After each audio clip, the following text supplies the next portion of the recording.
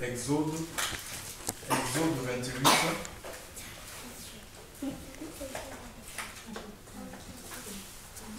Exode 28, au verset 36, il dit, Exode 28, verset 36 à 38. Donc je vais faire lecture. Il dit ceci, et tu feras une lame d'or pur, et tu graveras sur elle en gravure de cachet, sainteté à l'Éternel. Et tu la poseras sur un cordon de bleu, et elle sera sur la tiarée.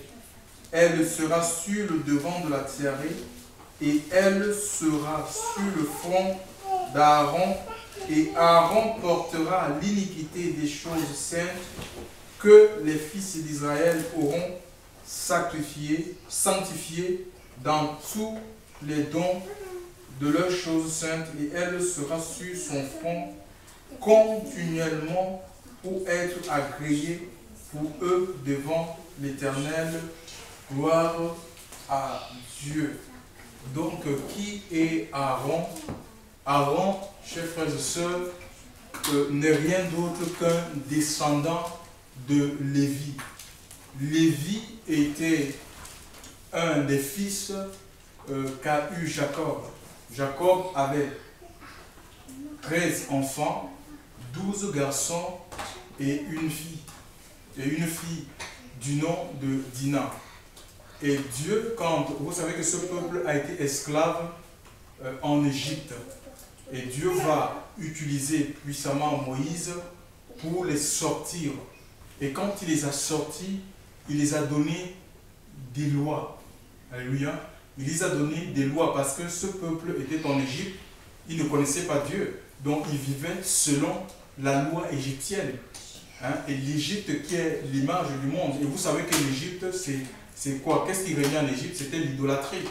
On adorait le soleil, on adorait, chers frères et sœurs, le dieu du Nil. On adorait des idoles, chers frères et sœurs. Et Pharaon, on adorait même Pharaon. Pharaon était considéré comme un dieu vivant, un dieu fait homme. Et ils ont vécu donc dans cette sphère-là, dans l'idolâtrie. Et quand Dieu les a sortis, c'était comme une rééducation. Il fallait les apprendre à marcher, chers frères et sœurs. Il fallait les apprendre à vivre. Il fallait les apprendre à parler. Dieu était dans l'obligation de les donner des lois, et les lois qui devaient les permettre de vivre non plus comme les Égyptiens, chers frères et sœurs.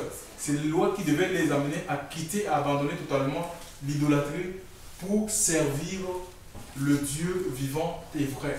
Et si quand on parle des lois, il y avait ce qu'on appelle, parmi les lois qui avaient été données à ce peuple, il y avait la loi morale, notamment les 10 commandements qui ont été écrits même du doigt de Dieu.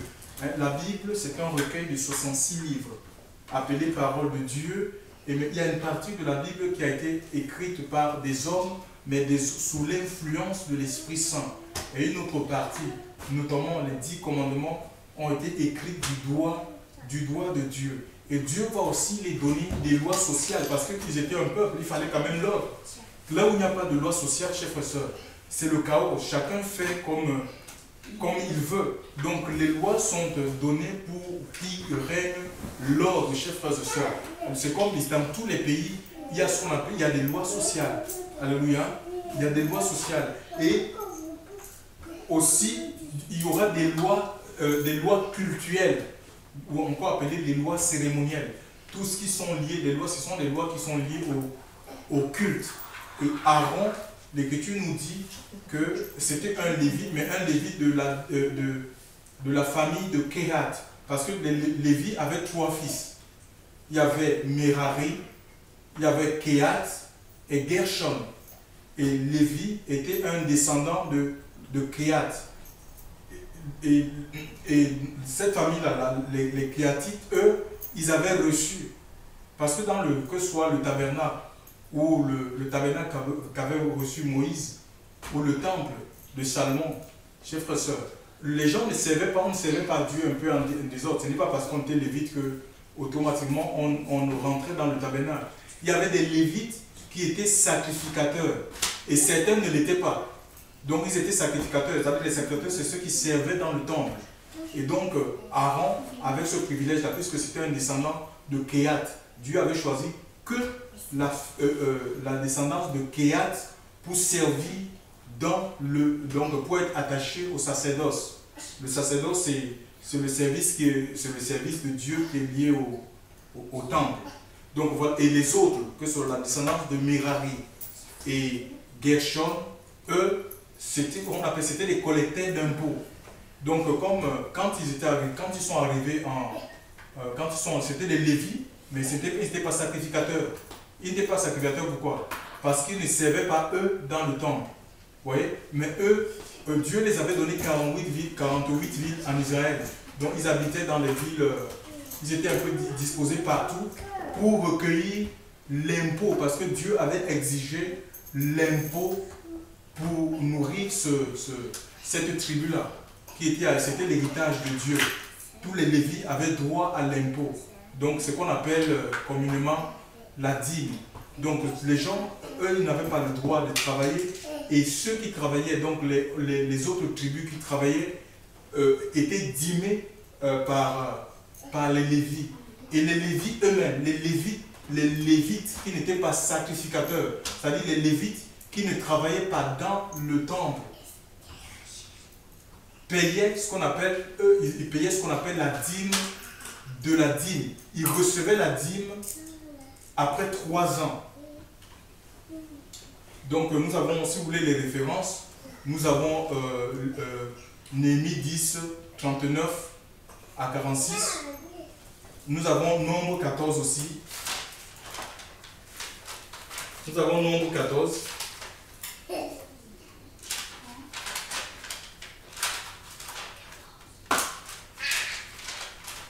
Nous avons Lévitique. Nous avons Nombre 14. Nombre 18, 26 à 28. Nous avons Nombre 14. Nombre 14, 22 à 24. Hein. Donc voilà. Et ici, c'est ils recevaient, c'est-à-dire qu'il y avait ce qu'on appelle, il y avait la dîme annuelle. La dîme annuelle, en fait, c'était une dîme qui était payée par... les hommes la mangeaient, elle n'était donnée à personne. La dîme annuelle, ça dit que la personne, quand il faisait son champ, parce que la dîme était en nature, hein, le peuple d'Israël était un peuple agricole. C'était un peuple agricole, donc tout était en nature. Ceux qui faisaient l'élevage, ils prenaient la dîme de leur élevage. Ceux qui faisaient la pêche, ils prenaient la dîme du fruit de leur pêche. Ceux qui je ne sais pas, ceux qui travaillaient de l'or ou le fer, ils prenaient. Donc c'était un peu, c'est comme ça que ça se passait. Il n'y avait pas l'argent. Parce qu'on dit que Dieu, c'est le Dieu de l'or et de l'argent. Ce n'est pas, c'est la matière quoi. C'est l'argent, la matière, et non l'argent monnaie. Et non l'argent monnaie. Donc voilà, et il y avait ce qu'on appelle la dîme annuelle. La dîme annuelle, elle était mangée par la personne lui-même qui avait son activité. Donc elle n'était donnée à personne. Et après 3 ans, il y avait ce qu'on appelle, il y avait une dîme. Celle-là, on l'a donnée aux Lévites. On l'a donnée aux Lévites et aux veuves. Et les Lévites, dans la dîme qu'ils recevaient, ils prenaient la dîme de la dîme pour l'amener dans le temple. Alléluia. C'est ça, c'est la dîme dont parle Malachie, apportée dans la maison du trésor. Ouais, c'était des Lévites qui apportaient ce qu'on appelle la dîme de la dîme dans la maison du trésor. La maison du trésor, ça veut dire que c'était des chambres où il y avait des magasins. Donc dans le temple, il y avait des magasins, des dépôts où on venait, on stockait de la farine, on stockait des olives, on stockait de l'huile, donc voilà, il y avait des magasins. Et c'était dans le but de nourrir ceux qui avaient le service dans le temple. Parce que dans le temple, il n'y avait pas que les gens qui sacrifiaient les animaux, il y avait des chantres, il y avait des portiers. Donc vraiment, il y avait plus de 8000. En parlant des chantres, il y avait 8000 personnes, chers frères et sœurs, qui servaient, et donc les services se relayaient. Alléluia. Donc l'adoration était matin midi, soir, non-stop. Les équipes se relayaient. Donc ici, nous avons donc Aaron était établi comme souverain, le souverain prêtre. Alléluia. C'est lui qui avait le privilège d'aller une fois l'année, chers frères et sœurs. Il est rentré dans le lieu très saint. C'était là où il y avait l'arche qui symbolise la présence de Dieu. Il entrait avec le sang pour ses péchés. Il égorgeait un animal pour ses péchés sous peine de mort. Et aussi le sang du peuple. Il allait ce qu'on appelle demander le pardon annuel pour sa propre vie, mais aussi pour la vie du peuple. Mais l'Écriture nous dit que ces offrandes-là ne rendaient pas pur l'homme. L'homme, ça n'effaçait pas le souvenir de ton péché, parce que c'était dans l'esprit. Mais c'est les offrandes qui avaient, c'était ce sacrifice avec la capacité de purifier, ça purifiait la chair, mais pas l'esprit. Alléluia. Donc les gens avaient, quoique sacrifiant des animaux pour le pardon de leurs péchés, il y avait toujours le souvenir de leurs péchés dans leur esprit. Hein? Dans leur esprit. Ici, chers frères et sœurs, Jésus, l'Écriture nous dit que Jésus, dans le livre de Hébreux, chapitre 9, au verset 11, on va lire, s'il vous plaît. Écoutez ce que Hébreux, chapitre 9, verset 11 dit. Mais Christ étant venu souverain sacrificateur des biens à venir. Christ étant venu souverain sacrificateur des biens à venir par le tabernacle plus grand et plus parfait qui n'est pas fait de main d'homme. Donc ça veut dire que soit le tabernacle où on exerçait, le culte, ou le temple de Salomon, c'était comme une ombre du sanctuaire céleste. Hein, c'était une image que Dieu avait donnée à ces gens-là. Une représentation de ce qui est dans le ciel. Donc il y a un temple dans le ciel qui est invisible. Et l'Écriture nous dit que Jésus, donc, venu souverain, mais Christ étant venu souverain sacrificateur des biens à venir, par le tabernacle plus grand et plus parfait qui n'est pas fait de main d'homme. Hein, l'autre était construit par les hommes. Dieu avait choisi des personnes. C'est comme les temples qu'on bâtit aujourd'hui. Hein. C'est les hommes qui les construisent. Mais celui-ci, il nous a dit qu'il n'est pas construit. Il est céleste, oui. C'est un tabernacle céleste, un temple céleste qui n'est pas fait de main, c'est-à-dire qui n'est pas de cette création, et non avec le sang de bouc et de veau, mais avec son propre sang. Son propre sang, et entrer une fois pour toutes dans les lieux saints, ayant obtenu une rédemption, c'est-à-dire le rachat.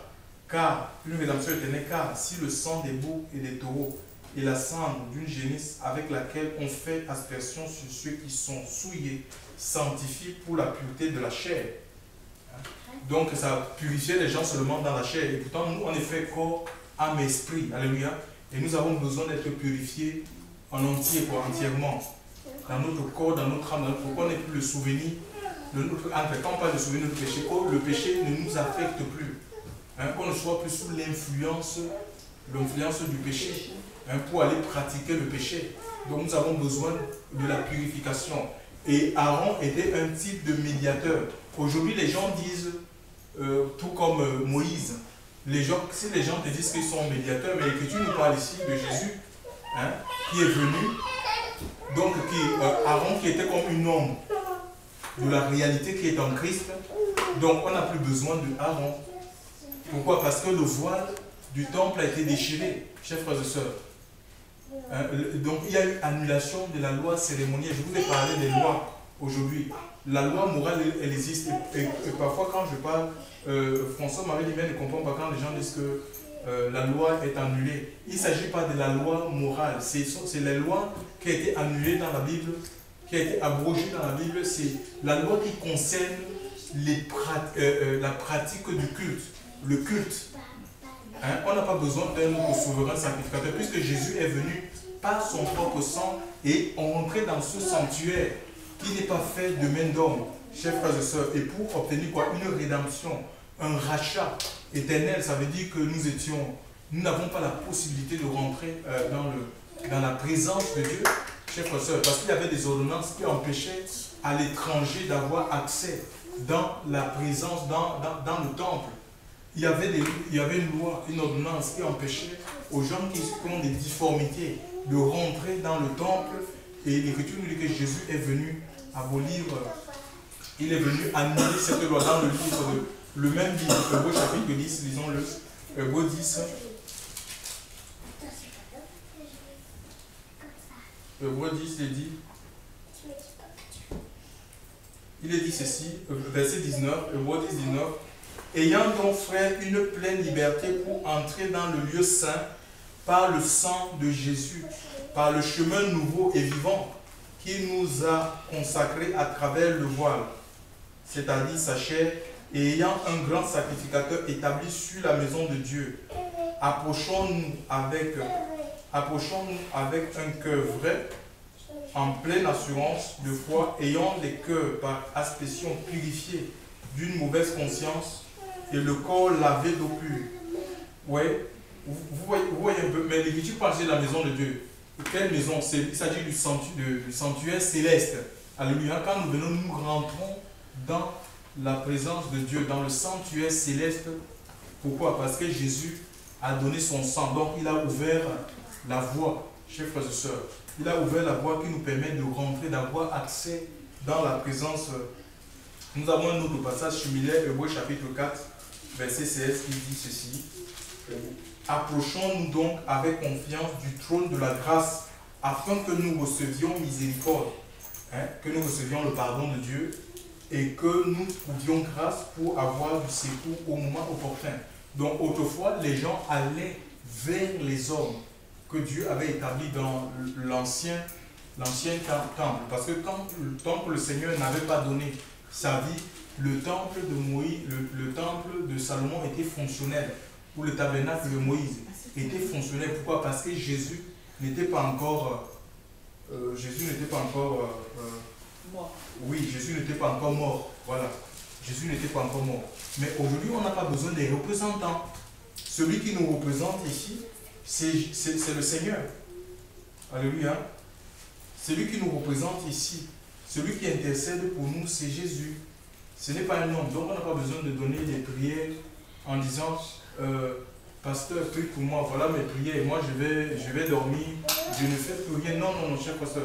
À partir du moment où je crois dans le Christ, je rentre dans la présence de Dieu, je deviens un prêtre, je deviens un sacrificateur pour Dieu. C'est ce que dit Apocalypse chapitre 1, verset 5. Assis à celui qui nous aime et qui nous a lavé de nos péchés par son sang et a fait de nous un royaume de sacrificateurs pour Dieu le Père. Et il est dit dans 1 Pierre 2, verset 9, vous au contraire, vous êtes une race élue, un sacerdoce royal. Hein? Un sacerdoce, c'est quoi? Ce sont le sacerdoce, c'est le service qui est lié au temple. Donc ça veut dire qu'on est des sacrificateurs. Et le sacerdoce royal, ça veut dire que nous, on est des sacrificateurs au service de qui? Du roi. C'est Jésus le roi. Donc on n'est pas au service d'une organisation. On ne sert pas une organisation, on ne sert pas un mouvement. On sert le royaume des cieux.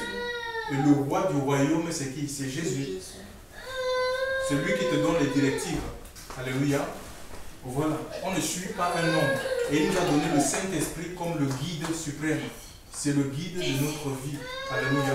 On va là où l'Esprit de Dieu nous envoie, même si la direction, chers frères et sœurs, même si la direction que nous empruntons vers, même si la direction que nous empruntons n'est pas, ça n'arrange peut-être pas les collaborateurs.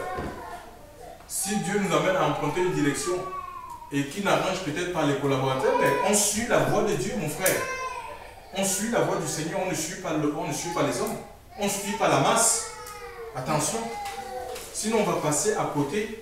On peut passer à côté du plan et de la volonté de Dieu, chers frères et sœurs, à notre égard.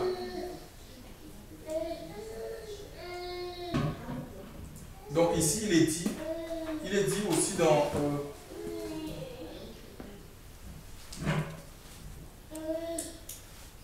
il est dit ici, et ceux-là, dans le Hébreux chapitre 7, il dit ceci, Hébreux 7, verset 23. Et cela était plus éternellement à la sacrificature qui ne se transmet pas. Donc parlant de Jésus. On dit que les autres, donc comme la famille, les Kéatites, ils étaient éphémères. C'est comme nous les hommes aussi. On est éphémères. Donc ils sont sujets aux faiblesses. Ils tombaient. Ils avaient besoin eux-mêmes du pardon de leur péché. Vous voyez, contrairement à Jésus, Jésus a reçu un sacerdoce qui n'est pas transmissible. Ça veut dire que, pourquoi? Parce qu'il est sorti d'une tribu dont Moïse n'a rien dit concernant le sacerdoce. Moïse avait parlé, on avait donné le sacerdoce. Quand je parle du sacerdoce, c'est le service qui est lié au temple, à la tribu de Lévi. Et Jésus est sorti de la tribu de Juda, où Moïse n'a rien dit concernant le sacerdoce. Et si vous lisez même l'histoire de Juda, chers frères et sœurs, il y a Akan, qui avait pris, par rapport à la prise de Jéricho, il y avait de l'ordre. Dieu avait demandé qu'on ne prenne rien. Il avait dévoué tout par interdit. C'est-à-dire qu'il fallait rien toucher, il fallait brûler, tuer les animaux, ne même pas prendre l'argent. L'argent devait être consacré à Dieu. Donc qu'est-ce qui se passait? Akan a pris de l'argent, les lingots d'or et un manteau de chignard, il a mis sous sa tente. Et ça a apporté du trouble au milieu du peuple de Dieu. Quand ils ont eu affaire avec la ville de Haï, une petite ville, chers frères et sœurs, de 3000 habitants, Israël a été battu. Cette ville a battu, a empêché le peuple d'avancer, de progresser. Et Josué est resté du matin au soir allongé, courbé, en demandant mais qu'est-ce qui s'est passé? Pourquoi est-ce que Dieu ne nous a pas donné la victoire sur cette ville? Mais le Seigneur lui a dit qu'il y a de l'interdit au milieu de toi. Et c'est la même chose. Si nous on prend des choses qui sont des choses qui ne sont pas, on ne doit pas prendre des interdits, c'est-à-dire des choses. Il ne faut pas qu'il y ait l'interdit au milieu de nous. Dieu a donné les commandements, on doit vivre selon le commandement de Dieu. Et si on fait des choses qui sont contraires à ce que Dieu dit, au commandement de Dieu, ces choses-là vont empêcher notre progression. Ça va empêcher notre marche, notre avancement. Chers frères et sœurs, le Seigneur ne nous soutiendra pas. Voilà, donc ça va retarder en fait le plan de Dieu jusqu'au jour où peut-être qu'on se repent. Alléluia. Donc voilà, c'est comme ça que ça passe. Ce qui est valable pour Israël l'est aussi pour nous, parce que l'Église, c'est le type d'Israël, c'est l'Israël spirituel. Donc, il nous est dit ici, donc voilà, et cela était plusieurs sacrifices parce que la mort les empêchait de demeurer, mais celui-ci parce qu'il demeure éternellement à la sacrificature qui ne se transmet pas. De là vient aussi qu'il peut sauver entièrement ceux qui s'approchent de Dieu, par lui étant toujours vivant pour intercéder pour eux. Donc Jésus est vivant et l'Écriture nous dit qu'il sauve parfaitement ceux qui s'approchent de Dieu. Ce n'est pas Marie, ce n'est pas une religion, ce n'est pas un ange, ce n'est pas un saint. C'est Christ. Et 1 Timothée 2, verset 5 dit qu'il y a un seul Dieu, il n'y a pas trois dieux. La Trinité, ce n'est pas dans la Bible. Il n'y a pas une doctrine de Trinité. Si on dit qu'il y a trois dieux, un Dieu qui est Père, un Dieu qui est Fils, un Dieu qui est Saint-Esprit. Il y a un seul Dieu et il y a un seul médiateur entre Dieu et les hommes, Jésus-Christ homme, Jésus né de Marie. C'est le médiateur, alléluia. C'est lui le conciliateur, celui qui nous réconcilie avec le Père, alléluia, au travers de son offrande. Il a donné sa vie en rançon, chers frères et sœurs, pour nous délivrer de la puissance du péché, pour nous délivrer de la vie, de la chair. C'est Jésus qui a payé à Golgotha. Il n'y a pas de co-rédempteur. Il n'y a pas de co-rédempteur. Il y a un seul chemin qui mène à Dieu. Jean chapitre 14, verset 6 dit « Je suis le chemin, je suis la vérité, je suis la vie. » Voilà, donc si on emprunte le chemin de Jésus, ce n'est pas un chemin religieux. Il est la parole. C'est-à-dire si on emprunte le chemin de la parole, si on accepte de devenir disciple de Jésus, nous allons trouver la vérité, chers frères et sœurs. Nous serons dans la vérité. Les gens ne nous mentiront plus. Nous serons dans la vérité. C'est la vérité qui va nous affranchir. Ça va nous affranchir de quoi? De la religion. Ça va nous affranchir, ça va nous libérer, chers frères et sœurs, de l'erreur, des mensonges des hommes. Et nous allons trouver la vie. Alléluia. Et il est venu, Jean chapitre 10, verset 10, il est venu pour que nous ayons la vie en abondance. Une abondance de vie, c'est la vie spirituelle, la vie de Dieu. Chers frères et sœurs, elle a la puissance d'annuler le mal. La vie de Dieu consume le mal. Alléluia. Au-dedans de nous, ça va détruire les appétits de la chair. Ça brise les chaînes. C'est une vie qui coupe les liens, chers frères et sœurs, qui nous rend libres. Même si on ployait sous des fardeaux, ça va nous alléger. Alléluia. C'est une vie de paix, une vie de joie. C'est la justice de Dieu. Gloire au Seigneur. Tu cherches le verset 1 Timothée 2, verset 5. 1 Timothée 2, verset 5. Donc maintenant, il y a un autre passage ici. Je reviens un peu sur les lois. Car celui-là, il dit ceci. Il y a aussi, Hébreux chapitre 7, à partir du verset 11, il est dit, si donc la perfection était par la sacrificature lévitique, car c'est en relation avec elle que... Non, je reviens, avant de revenir sur ça, je disais que le sacerdoce de Jésus, car reçu Jésus n'est pas transmissible. Donc par exemple, Aaron, celui d'Aaron, ça passait de père en fils. Par exemple, quand Aaron mourait, c'est son fils qui prenait le relais. Donc on ne discutait pas, c'était établi comme ça. Mais contrairement à celui de Jésus, on ne sait pas quelque chose que tu peux transmettre. Alléluia. Et nous sommes son église. Alléluia. Donc, et on ne peut rien transmettre. On ne peut pas transmettre. C'est pas un héritage que tu reçois. Et tu dis, bon voilà, après moi, comme Dieu m'a appelé pour annoncer la parole, pour être prédicateur, et après moi, je vais former mon fils, et puis il va me remplacer dans la prédication. C'est complètement faux.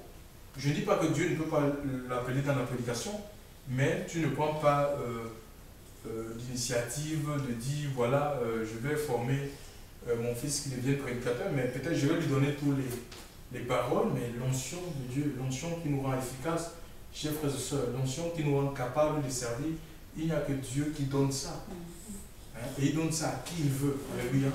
Dieu fait grâce à qui il veut. On ne peut rien transmettre à personne. C'est Dieu qui transmet. Alléluia.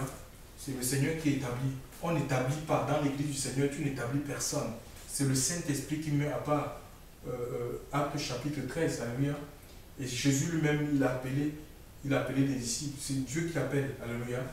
C'est Dieu qui appelle. Tu ne vas pas te former pour être, je ne sais pas, pour être pasteur, prédicateur, évêque, ancien ou apôtre.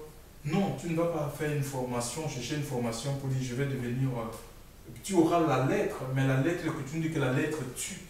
C'est pourquoi il y a beaucoup des fausses doctrines. Les gens ils ont fait des doctrines et chaque mouvement évangélique a sa doctrine. Si tu vas chez les pentecôtistes, on te demande est-ce que tu parles en langue? On dirait que le parler en langue amenait les gens au ciel. Tu vois? Qu'est-ce qui amène les gens au ciel? Est-ce le parler en langue? Non, le parler en langue n'a jamais sauvé une personne. C'est une expérience dans la marche. Hein? On marche avec le Seigneur et c'est une expérience que le Seigneur nous permet de vivre. Et tous ceux qui ont reçu le Christ, ils ont le Saint-Esprit, c'est le sceau de Dieu dans leur vie. Ça n'a rien à voir avec le parler en langue. Hein? Va savoir si c'est vraiment la vraie langue, parce que le diable aussi parle en langue. Vous voyez? Ça n'a rien à voir. Tu vas chez les baptistes, on te dit qu'ici on ne parle pas en langue. Tu te rends compte, finalement, tu te demandes que, mais on est où là? Tu vois? Il y a des gens qui ne croient même pas au parler en langue. Donc, c'est ce qui est important. Pourquoi? Parce qu'on a fini de créer des structures, des organisations, et ça crée la confusion, le trouble au milieu du peuple de Dieu. On a tout simplement besoin de laisser conduire, de suivre le Seigneur, alléluia, de suivre sa voie, de nous attacher à lui, alléluia. C'est lui qui nous fait vivre, c'est lui qui nous fait vivre des expériences. Donc je disais qu'on ne peut rien transmettre. Le sacerdoce de Jésus, ce n'est pas quelque chose de transmissible.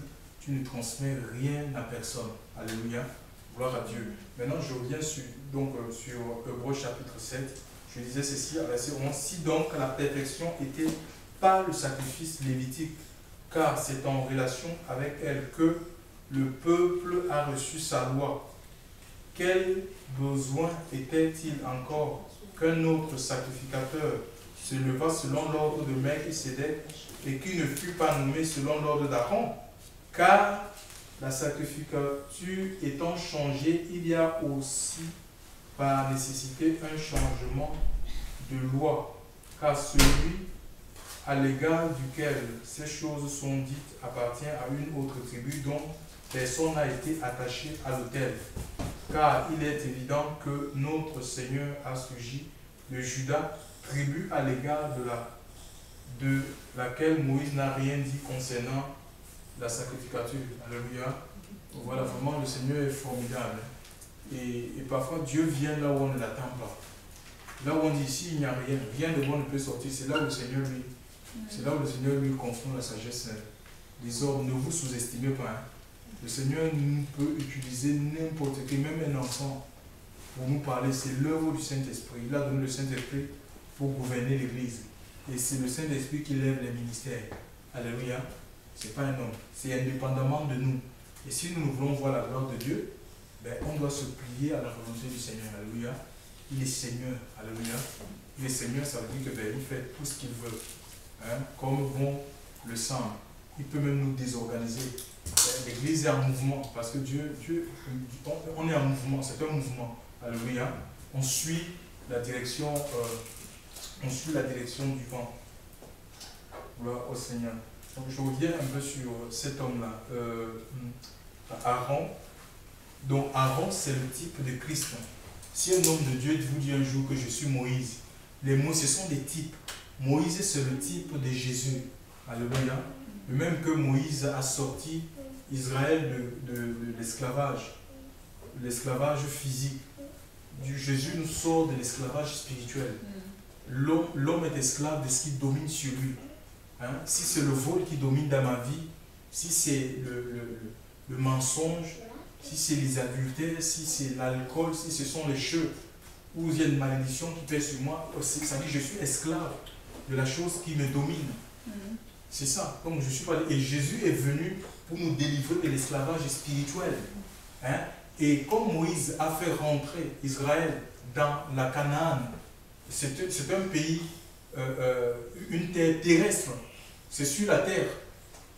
Le Seigneur nous délivre de l'esclavage spirituel pour nous faire rentrer dans la patrie céleste, dans la Canaan spirituelle, la Jérusalem qui descend du ciel. Il faut lire Apocalypse. Apocalypse parle de cette Jérusalem, Apocalypse 19, Apocalypse 21, Apocalypse 22, chers frères et sœurs. Ça parle donc, c'est pour nous amener dans le royaume de son Père. Alléluia. Et il dira dans Jean 14 qu'il y a plusieurs demeures dans la maison de mon Père. Voilà. Que vos cœurs ne se troublent point. Et il est allé préparer des places afin que là où il est, nous y soyons aussi, chers frères et sœurs. Donc voilà, et la préparation, ça se fait ici. C'est lui qui nous prépare, c'est lui qui prépare l'Église, chers frères et sœurs, à rentrer dans le royaume. Il nous purifie. C'est pourquoi on passe parfois des situations qu'on ne comprend pas. Mais parce que le Seigneur nous purifie, chers frères et sœurs.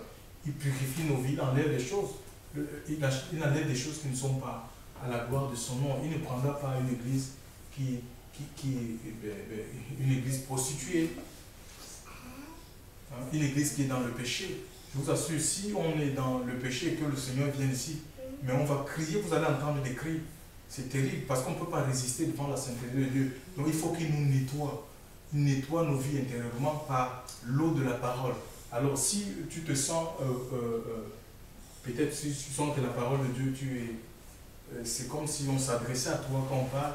Ne dis pas, non, on lui a dit non. Le Seigneur, il connaît nos vies, chers frères et sœurs. Le regard de Dieu est sur toute la terre. Alléluia. Dieu sait tout sur nous. Alléluia. Il est esprit. Il est omniscient. Il est omniprésent. Donc, il n'y a rien qui peut échapper au Seigneur. Il sait tout. Raison pour laquelle, si la vie qu'on s'est peut-être mal conduit là où on est, attendons qu'il va se révéler. Ça peut être par prophétie ou par la prédication. Tu peux te sentir concerné par rapport à ce qui est dit, chers frères et sœurs. Donc c'est pour que nous rectifions notre marche. Le Seigneur ici parle Regardez un peu, Aaron avait une lame d'or pur. Il est dit que qui était gravé sur une lame d'or pur où sur elle en gravure de cachet sainteté. Donc il y avait sur la lame d'or marqué sainteté à l'Éternel. Alléluia. Cette lame-là était sur son front. Ça veut dire que c'était quelque chose de visible. C'était en or. Et apparemment, quand il fait l'or, c'est un métal qui brille. Vous voyez, et plus ça scintille quand il y a le soleil. Donc il faut le soleil. Plus il y a le soleil, ça scintille. Et quelquefois, c'est comme ça, chers frères et sœurs. Vous voyez, c'était marqué quoi? Sainteté à l'Éternel. Chers frères et sœurs, l'or, c'est la nature de Dieu. Et la sainteté sur le front, c'était comme un cachet. C'était visible, c'était un signe extérieur. Ça veut dire que son voisin, quand il allait dans sa maison, les voisins, ils voyaient ça. Ils voyaient sainteté à l'Éternel sur le front de cet homme. Il n'est pas question aujourd'hui, pour les personnes qui lisent la Bible de manière littérale. Alors ils disent, bon, comme Aaron était au temple, il avait une lame où il était marqué sainteté à l'Éternel. Faisons-nous aussi des lames. Commandons des lames chez un orfèvre. On va nous faire des lames et puis on va marquer sainteté à l'Éternel. Non, c'est spirituel, chers frères et sœurs. La Bible dit dans le livre d'Hébreux, chapitre 14, verset 12. Je crois que c'est 12 ou 14. Attends, on ne peut pas se tromper. Hébreux 12, 14. Poursuivez la paix, ou recherchez la paix dans d'autres versions, et la sanctification, sans laquelle personne ne verra le Seigneur. Donc voilà, ici, de même que Aaron, le Seigneur nous dit quoi? Aaron, c'était un sacrificateur. Et c'est ce que nous sommes. Nous sommes un sacerdoce. Alléluia. Ceux qui ont rencontré le Christ, si du monde nous l'avons rencontré, si nous sommes réconciliés avec lui. Et ce qui nous différencie, notre marque, chers frères et sœurs, c'est la sainteté de Dieu. Là où on est, même dans nos lieux de travail, on doit voir, ce n'est pas quelque chose que qu'on fabrique. Si le sang de Christ nous a purifiés, parce qu'on ne peut pas pratiquer, on ne peut pas mener une vie de sanctification, c'est-à-dire une vie à part pour le Seigneur, si préalablement le sang de Christ ne nous a pas nettoyés intérieurement dans le cœur. Parce que c'est dans le cœur, c'est du cœur que naît les vols, les mensonges, les meurtres, l'orgueil, tout ce qui est de mauvais. Et le Seigneur veut purifier le cœur. Il purifie notre cœur. Et quand le cœur est purifié, nettoyé, chers frères et sœurs, par le sang, automatiquement on va se mettre à part pour le Seigneur. On ne voudra plus vivre comme on vivait, on prendra plus plaisir à mentir, à voler, à tricher, chers frères et sœurs. On va se sanctifier, on va se mettre à part pour Dieu. Et le Seigneur nous a purifiés et c'est lui qui nous a sanctifiés par son offrande. Nous avons lu cela à Hébreux et il continue à nous sanctifier par la parole. Sanctifie-les par ta parole est la vérité. Jean 17, 17, si j'ai bonne mémoire. Donc la parole de Dieu, il faut être à l'écoute de la parole de Dieu, chers frères et sœurs. Et la parole religieuse, les paroles religieuses ne nous sanctifieront pas, chers frères et sœurs. Ce sont des paroles qui sont inspirées. Si c'est l'Esprit de Dieu qui parle à l'Église, l'Esprit de Dieu va nous sanctifier. Alléluia. Les paroles de Dieu sont puissantes, les paroles du Seigneur sont esprit et vie. Elles ont le pouvoir de nous sanctifier. Elles vont nous nettoyer intérieurement. Elles vont changer nos idées. Alléluia. Elles vont renouveler. On a besoin de renouveler notre intelligence. Alléluia. Nous allons penser au royaume. On ne sera plus toujours, qu'est-ce que je veux manger demain, comment est-ce que je veux faire ci, comment. Je vous assure, c'est une expérience qu'on a, c'est un état qu'on doit atteindre. On va le vivre. Les inquiétudes font partie d'elles-mêmes. Il faut être à l'écoute de la parole de Dieu, c'est important. Et nous serons fortifiés, encouragés. Même quand on est oppressé, on ne comprend pas, on passe des situations difficiles, mais on est bien. On n'est pas dans l'abattement, on n'a pas peur, on ne tremble pas, chers frères et sœurs, parce qu'on sait en qui on a cru. Alléluia. La parole de Dieu nous donne la force d'avancer à contre-courant, malgré les difficultés de l'opposition. On ne s'arrête pas. Que la force ne se trouve que en Christ, chers frères et sœurs, obéissant à sa parole, écoutant la voix de son esprit. Donc le voisin savait que c'était un homme à part pour Dieu, à cause de cette marque-là sur son front. Alléluia. Le monde, ce qui nous distingue du monde, chers frères et sœurs, ce n'est pas ces choses-ci, les écrans plats, les belles voitures. Les païens, ils ont les meilleures voitures, chers frères et sœurs.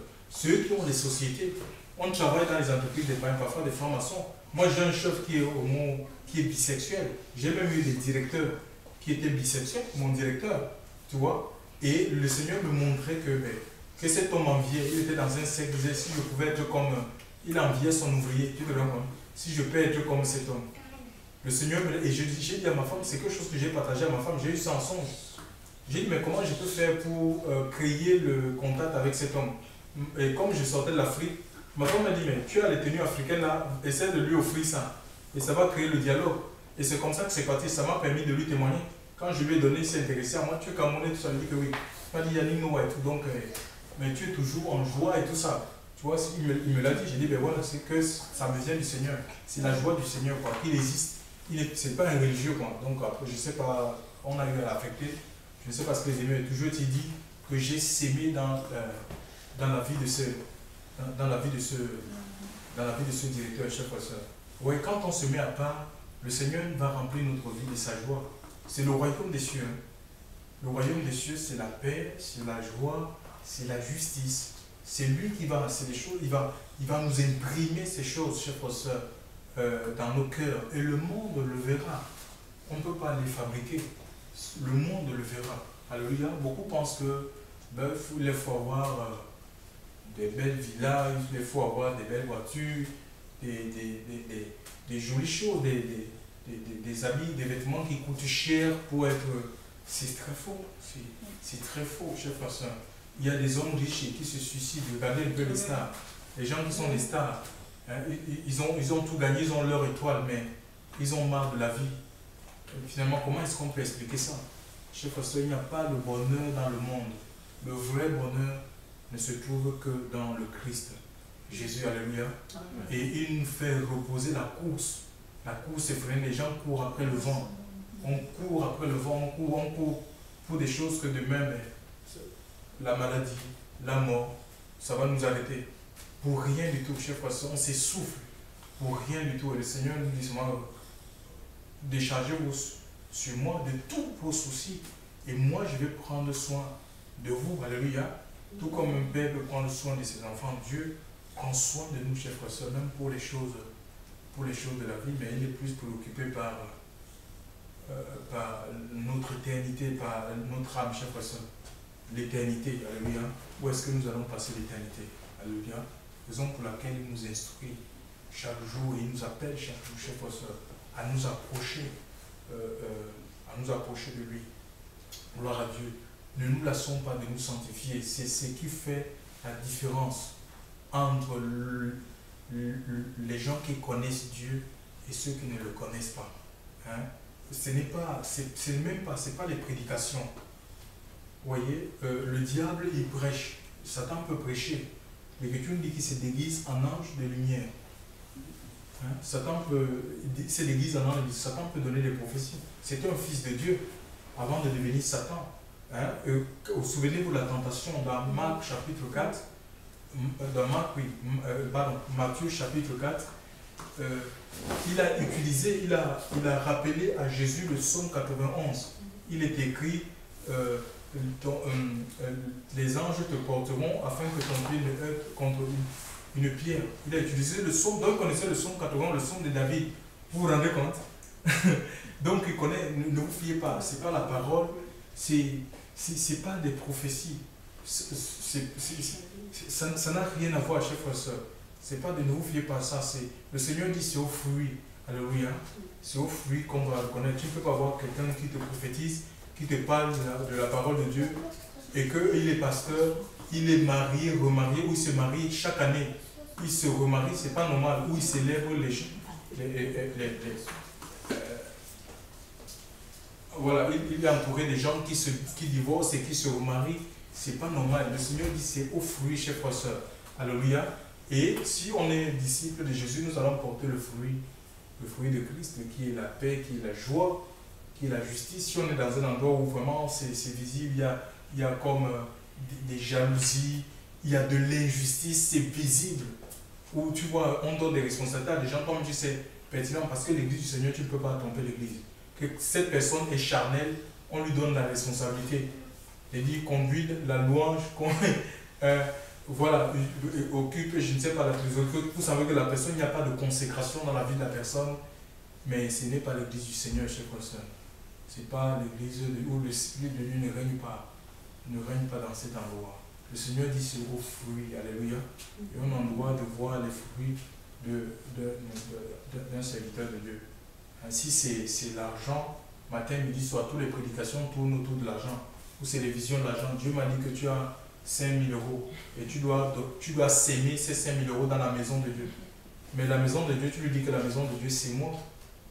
Hein? Vous voyez, et que tu nous dis qu'il y a eu abrogation de la loi, que la loi a été changée. Il ne s'agit pas de la loi morale, hein, mais la loi cérémonielle. Et puis la loi sociale, ça ne nous concerne pas. Ça concerne Israël et chaque pays a des lois, a ses lois. C'est comme ici, il y a des lois, hein, il y a des lois et puis on les respecte, alléluia.